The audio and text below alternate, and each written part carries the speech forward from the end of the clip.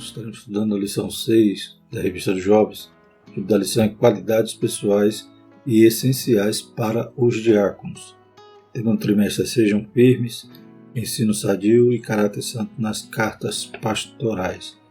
A revista é comentada pelo pastor Silas Queiroz. Então, na lição passada, lemos a respeito das instruções de Paulo para os pastores, para que Timóteo pudesse instituir ali bispo ou presbítero, que eram então os pastores locais, os quais Timóteo ia colocar na direção do trabalho. Da mesma forma como a gente vai ver na carta de Tito também. Tito, Paulo deixa ele em Creta para que ele também fizesse essa organização ali nas igrejas e pusesse em boa ordem nas igrejas, e também com essa incumbência de nomear esses oficiais da igreja. Então vimos na lição passada a respeito dos pastores, o bispo ou presbítero, são sinônimos, e hoje vamos falar do outro oficial da igreja, que é o diácono. Então a instituição desse ofício ali, era necessário também que houvesse a nomeação desses diáconos para auxiliar na obra. Da mesma maneira que aconteceu lá no início da igreja em Atos, quando os apóstolos perceberam com a demanda, com os problemas que começaram a surgir ali na igreja que estava crescendo, e foi então nomeados diáconos para cuidar da mesa, ou seja, para dar assistência à obra, para cuidar desse importante serviço enquanto os apóstolos se dedicariam à palavra. Da mesma maneira agora, Timóteo então teria que também organizar a igreja. Louvado seja o Senhor, e é importante esses dois ofícios para o bom andamento da obra. Os objetivos da nossa lição são mostrar o perfil do ministério diaconal, compreender as qualificações morais dos diáconos e discutir a atuação das mulheres no diaconato. E o texto bíblico se encontra em 1 Timóteo capítulo 3, versículo de 8 a 13. Da mesma sorte, os diáconos sejam honestos, não de língua dobre, não dados a muito vinho, não cobiçosos de torpe ganância, guardando o ministério da fé em uma pura consciência. E também estes sejam primeiros provados, depois sirvam se forem irrepreensíveis. Da mesma sorte, as mulheres sejam honestas, não maldizentes, sóbrias e fiéis em tudo. Os diáconos sejam maridos de uma mulher e governem bem seus filhos e sua própria casa, porque os que servirem bem como diáconos adquirirão para si uma boa posição e muita confiança na fé que há em Cristo Jesus. Glórias a Deus. Então a gente percebe que, como inicia o texto, da mesma sorte, os diáconos, ou seja, eles também deveriam ter as mesmas qualidades dos presbíteros ou dos bispos. Então, as qualidades morais não diferencia de um para o outro ofício. A única diferença, como veremos na lição, é a questão do apto para ensinar.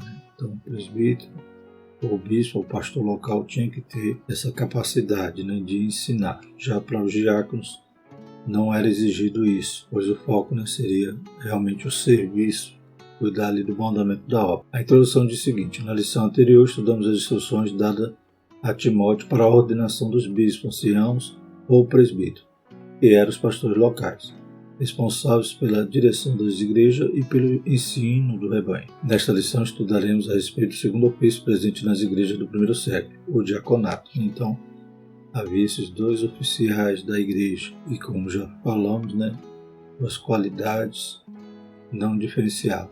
Então, tinham que ter os mesmos atributos morais. Veremos que a principal distinção entre o presbítero e o diácono é que ao primeiro é dada a tarefa de ensinar a igreja, enquanto ao segundo é dada a missão de cuidar de questões temporais, como a assistência aos necessitados nos moldes da experiência vivida pela igreja em Jerusalém, Atos 6, de 1 a 6. Consideremos, contudo, que esse ministério auxiliar apresenta variações ao longo do tempo, de acordo com a realidade da igreja local. Então, as funções de um diácono podem variar, de acordo com o local e também com o tempo, mas nesse momento que Paulo está orientando Timóteo a buscar essas qualidades desses oficiais, o que diferenciava apenas as atribuições dadas aos diáconos seriam essas, cuidar de assuntos temporais, assistência aos necessitados, e semelhante ao que aconteceu lá em Atos, quando os apóstolos viram que havia necessidade de separar homens para aquele importante negócio, importante trabalho, para que eles pudessem se dedicar ao ministério da palavra. Primeiro tópico, o ministério diaconal. A origem dos diáconos. Os primeiros diáconos foram instituídos em Jerusalém, em Atos 6, de 1 a 6, na igreja liderada pelos apóstolos, sob a direção de Tiago, irmão de Jesus. Lucas narra que, crescendo o número dos discípulos, houve murmuração dos gregos contra os hebreus, porque suas viúvas eram desprezadas no ministério cotidiano. Então, ambas as viúvas eram judias, porém haviam aquelas que eram nativas, haviam nascido ali, falavam o idioma aramaico ou conheciam o hebraico, e havia também aquelas judias, viúvas, que adivinham das nações onde falava grego. Então, com a diáspora, desde o momento que a Assíria levou as 10 tribos para o cativeiro e também Babilônia levou Judá, então havia espalhado por todo o mundo judeus, e muitos viveram em países que a língua era o grego, e sendo que sempre quando tinha aquelas festas em Jerusalém, convergiam esses judeus para aquelas festividades. E já havia, como diz aqui na lição, essa polêmica entre os judeus nativos e os judeus helenizados, ou seja, os judeus com fala grego. E até mesmo o auxílio e assistência social que havia entre os judeus gerava também algumas divergências em relação ao trato. Normalmente as nativas, ou o judeu nativo que era assistido, tinha preferência aos outros. E isso importou para a igreja.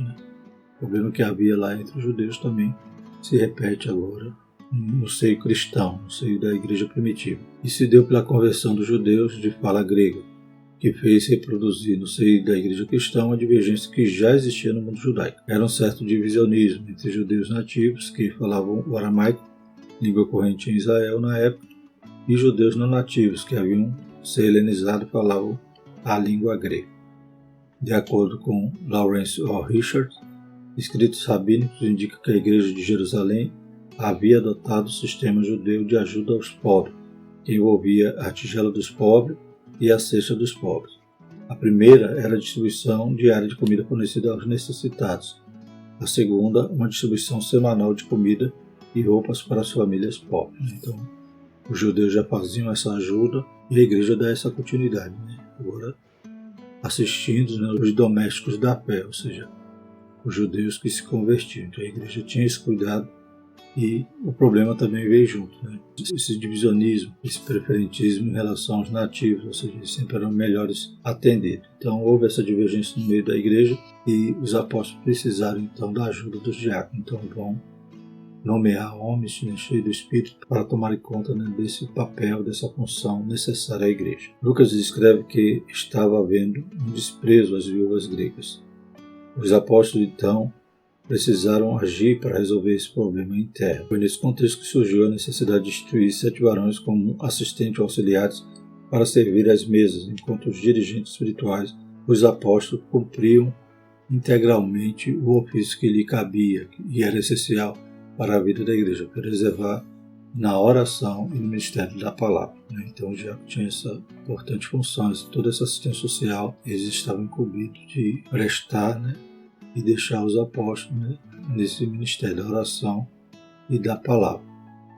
Segundo subtópico, com duplo ministério. Embora Lucas não use o substantivo diáconos, aquele que serve como título para identificar os 7 varões eleitos pela igreja de Jerusalém, é consensualmente admitido que ali se deu a instituição do diácono. Então a gente sempre tem que entender também essa diferença.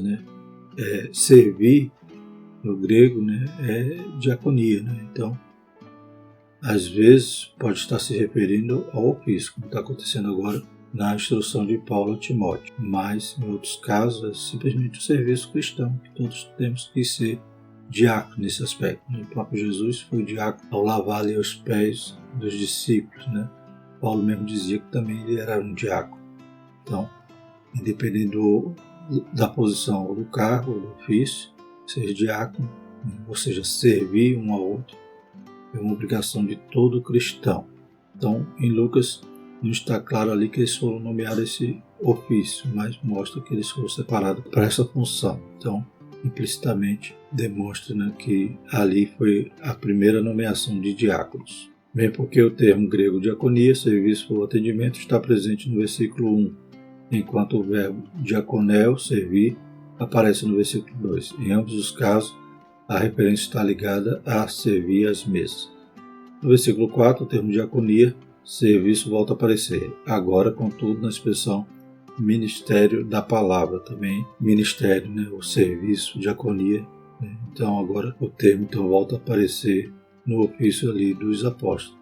Assim são dois ministérios, ou serviço distinto, o principal de servir a palavra e o auxiliar de servir as mesas. Então, ambos são serviços ou ministérios. Um duplo ministério estava estabelecido, realidade que seria reproduzida nas demais igrejas do Novo Testamento. A síntese é: tanto presbítero quanto diácono são servos, diáconos, no sentido comum do termo. Contudo, o primeiro serve a palavra, o segundo as mesas. Em outros trechos do Novo Testamento, o mesmo vocábulo grego vai aparecer com um sentido amplo, servos, e com um sentido específico, o ofício diaconal, como veremos no tópico 3 dessa lição. Aqui na carta a Timóteo, então está demonstrando aqui o sentido específico, ou seja, o ofício diaconal. Então havia a necessidade de instruir os presbíteros e também os diáconos. Terceiro subtópico, bispos e diáconos. Como já vimos, Paulo instituiu o presbítero nas diversas igrejas que fundou em suas viagens missionárias. Éfeso foi uma delas. Atos 20:17. Lucas relata em Atos 14:23, e havendo-lhe por comum consentimento eleito anciãos em cada igreja, orando com jejuns, encomendaram ao Senhor em quem havia crido. De igual sorte foram ordenados diáconos, como se vê na carta aos Filipenses, na qual Paulo saúda todos os santos em Cristo Jesus que estão em Filipos, com os bispos e diáconos. Então, o sentido específico desse termo grego, diaconia, é o oficial diácono. Então, juntamente com o presbítero ou com o bispo, mais uma vez frisando, são sinônimos, tratavam então da obra ali, da organização das igrejas. E veremos mais à frente que também esse termo aparece em outros textos, com sentido geral, que todos nós somos diáconos, todos nós devemos servir. Segundo tópico, as qualificações dos diáconos. Primeiro subtópico, diferenças determinantes. Entre as qualificações dos presbíteros, pastores locais e dos diáconos há uma diferença determinante, a aptidão para ensinar. Então, os presbíteros têm que ter essa aptidão, tem que ter essa característica distinta do diácono. É somente exigida dos bispos, está lá em 1 Timóteo 3:2. Isso reforça o que já foi dito. O pastor é o responsável por dirigir e ensinar a igreja, contando com o auxílio direto do diácono, a quem é dada a tarefa de atuar na esfera administrativa, como nos assuntos do templo, na arrecadação de finanças e donativo e na assistência aos necessitados. Então, os serviços são variados. Na própria igreja primitiva a gente vê em alguns textos essas funções que os diáconos exerciam, como a gente já falou, isso aí varia também com o tempo e lugar. Importante frisar que dos diáconos que foram nomeados lá em Atos, a gente viu que eles também tinham, além da função, além do sentido específico que eles tinham que atuar, eles tinham outros dons. Deus usava eles de outra forma, como Filipe, que foi evangelista. Também temos o exemplo de Estevão, também ensinava, pregava. Então a gente percebe que há os dons ministeriais que Deus pode usar como Ele quer, e há os ofícios da igreja, que na igreja primitiva eram só esses dois: o pastor local, o presbítero, o bispo e o diácono. Então, pastor local e diácono seriam esses dois ofícios eclesiásticos da igreja primitiva. Segundo subtópico, da mesma sorte, começar a sessão relativa ao diácono, com a expressão da mesma sorte, Paulo já indica que o padrão que se espera deles é semelhante ao dos presbíteros. Então, o pastor e o diácono tinham que ter as mesmas qualificações morais. A responsabilidade refere-se ao estrito cumprimento de suas responsabilidades e deveres em todos os âmbitos. Não deve-se admitir ao diaconato quem tenha negócio mal resolvido. O diácono precisa ser um homem de palavra, não de língua dobre, ou seja, alguém em quem se pode confiar no que diz. Então, são características semelhantes ao dos presbíteros. Também tem que ser irrepreensível, para que não tenha alguém que o acuse, como diz aqui. Ele não pode ter esses negócios mal resolvidos, ou seja, ele tem que ser honesto, como diz aqui na primeira característica. Além dele herdar, ou dele ter que ser semelhante a todas as características morais e espirituais do presbítero, Então, enfatiza-se algumas dessas qualidades, né? Então, ser honesto, ser irrepreensível, como foi na instrução anterior em relação aos bispos. E como vemos aqui, não pode ser inconstante, né? De língua dobre. Ele tem que ter uma palavra firme, né?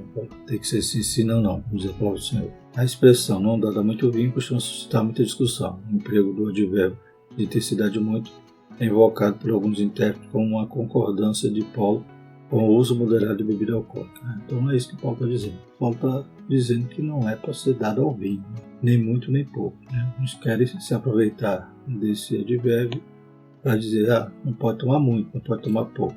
Então não é isso que Paulo está dizendo. Isso, contudo, destoou do conceito do próprio apóstolo quanto à abstinência do vinho, versículo 18, 1 Coríntios 6:10. Por isso considera-se que ele estava se referindo a um vinho não fermentado, não embriagante, e ainda assim recomenda a moderação, em função das práticas pagãs da época, que consistiam em glutonaria.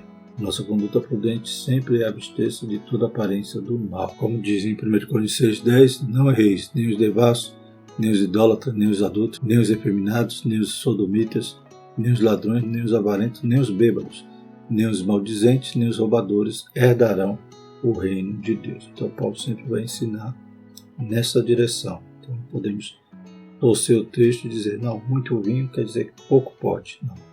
Não é isso que Paulo ensina. Esse é o subtópico completando o rol. Assim como os presbíteros já deveriam ser vigilantes em matéria de dinheiro, afastando-se da cobiça. Contentamento e moderação são fundamentais para nos livrar de toda ambição ou desejo imoderado por bens ou riquezas. Paulo enfatiza isso no versículo 9 a 12, do capítulo 6 da primeira a Timóteo, especialmente no versículo 10. O amor do dinheiro é raiz de toda espécie de males. Né? Então, esse candidato ao diaconato, ele não podia ser cobiçoso de torpe ganância, tinha que exercer o contentamento. Né? Como Paulo dizia, sabia ter a mudança, sabia também passar necessidade. Glórias a Deus. Outra recomendação semelhante à dos presbíteros diz respeito à vida conjugal e à liderança da família. A expressão marido de uma mulher não é apenas uma reprovação à poligamia, mas também ao divórcio e ao novo casamento fora das hipóteses bíblicas de exceção, quando esgotada todas as possibilidades de reconciliação. Né? Então, além de ser fiel, né? Além de ser marido de uma só mulher, não ter outra, ainda tinha também esse aspecto de ser a mulher da sua mocidade. Né? Então, não aquele que ficava casando, separando. Não sei como diz aqui, se fosse por uma causa de exceção do divórcio, né? Ou seja, adultério. Mesmo assim, ainda havia necessidade de se esgotar toda a possibilidade de reconciliação. Né? Se houvesse perdão, é o que Deus deseja, né? Mas caso contrário, nessa hipótese ainda poderia haver o divórcio. Marido de uma só mulher quer dizer isso, marido da mesma mulher, a mulher da sua mocidade. A outra exceção, é claro, seria, né, a viuvez. Né? Paulo inclui aos diáconos a recomendação de que guarde o mistério da fé em pura consciência. Deve estar convicto de sua salvação em Cristo e não terem nenhuma culpa que possa lhes abalar a fé.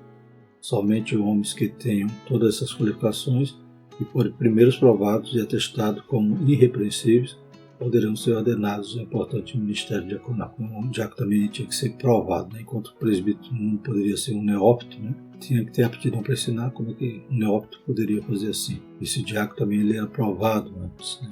Como a gente sabe, né? Que a maioria das pessoas que são separadas do diaconato já são diáconos muito antes. Já servem ao Senhor. E a partir do momento que recebe o ofício, né, são titulados nesse ofício, é apenas a confirmação do que já faz. Então já foi provado. Deve ser assim. Pena que alguns às vezes sobe a cabeça e deixa de ser diácono. Era diácono até ser separado, né? Que Deus tenha misericórdia. Terceiro tópico, a referência às mulheres. Primeiro subtópico, diaconisas. Aparentemente, Paulo abre uma nova seção em seu texto para referir às mulheres, assim como havia dito, da mesma sorte os diáconos, agora diz, da mesma sorte as mulheres. Isso tem levado alguns eruditos a considerar que o apóstolo está tratando de 3 ofícios distintos na igreja: bispo, diáconos e diaconisa. Mas os contextos imediato e imediato não convergem para essa interpretação. As mulheres sempre exerceram um papel de alta relevância no serviço cristão, sendo sempre bem reconhecidas, principalmente pelo apóstolo Paulo, como na referência que faz a uma distinta mulher de nome Febe, que servia, né, até entre colchete, ou seja, provavelmente aqui é o termo diáconos, né? Aquele que serve, servia na igreja que estava em Sencreia, está lá em Romanos 16:1.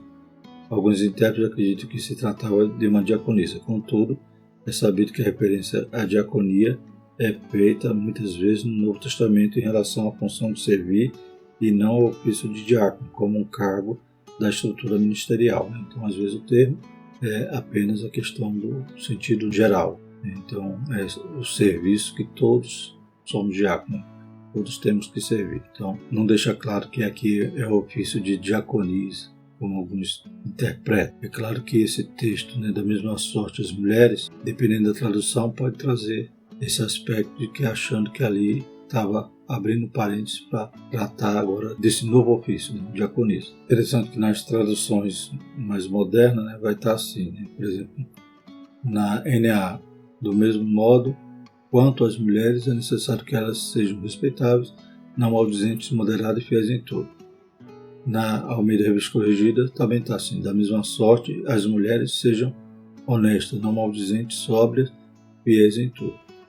Já na Almeida Corrigida Fiel, a CF está assim, da mesma sorte, as esposas sejam honestas, não maldizentes, sóbrias, fiéis em tudo. Então esse texto, nessas traduções mais modernas, dá a impressão que está tratando do ofício das mulheres.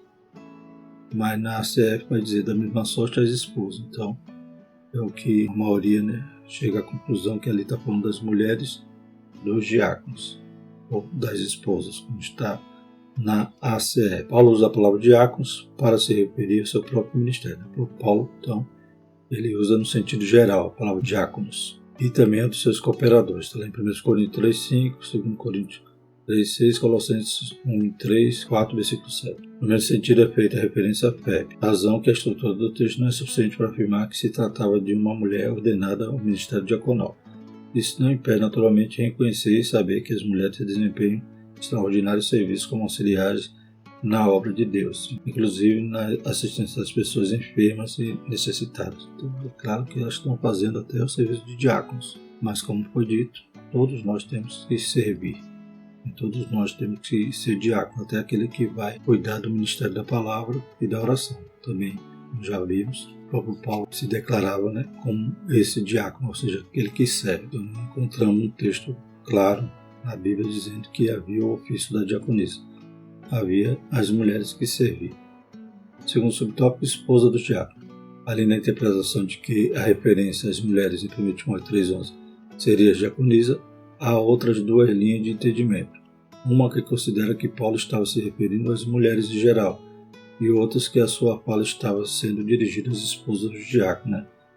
Como na ACF ficou bem mais claro, dizendo assim, da mesma sorte, as esposas. Está falando de diácono, daqui a pouco diz, da mesma sorte, as esposas sejam honestas, não maldizentes, sóbrias, fiéis em tudo.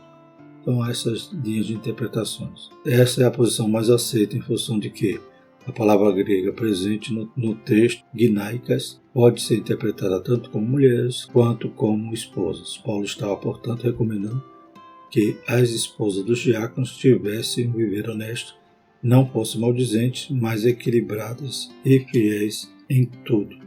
Glórias a Deus. Frisamos que existem essas duas linhas de interpretação. Concluindo, Paulo conclui suas instruções aos diáconos enfatizando que os que servirem bem serão dignos de respeito e honra perante a igreja e se fortalecerão em convicção espiritual. Além de recompensa no céu, quem se dispõe a servir recebe de Deus já nesta vida uma profunda alegria interior, que não pode ser sufocada nem mesmo diante das perseguições. Que Deus nos conceda sempre a graça de servir. Como o próprio Jesus disse, quem quer ser maior tem que servir, glórias a Deus. E ele que era o mestre, demonstrou isso na prática, serviu e ainda lavou ali os pés dos seus amigos, dos seus discípulos. Amém? Bendito é o nome do Senhor. Na próxima lição, vamos estudar sobre instruções sobre o comportamento na igreja. Glórias a Deus. Vamos orar? Santo Eterno Deus, te louvamos, Pai, pela Tua palavra. Toda a orientação que o Senhor deixa, Pai, para a organização da Tua igreja, para o bom andamento da Tua obra, Pai. Possamos sempre estar, Pai, nos enquadrando em cada característica, em cada qualidade moral e espiritual Isso exige daqueles que são os oficiais da tua igreja.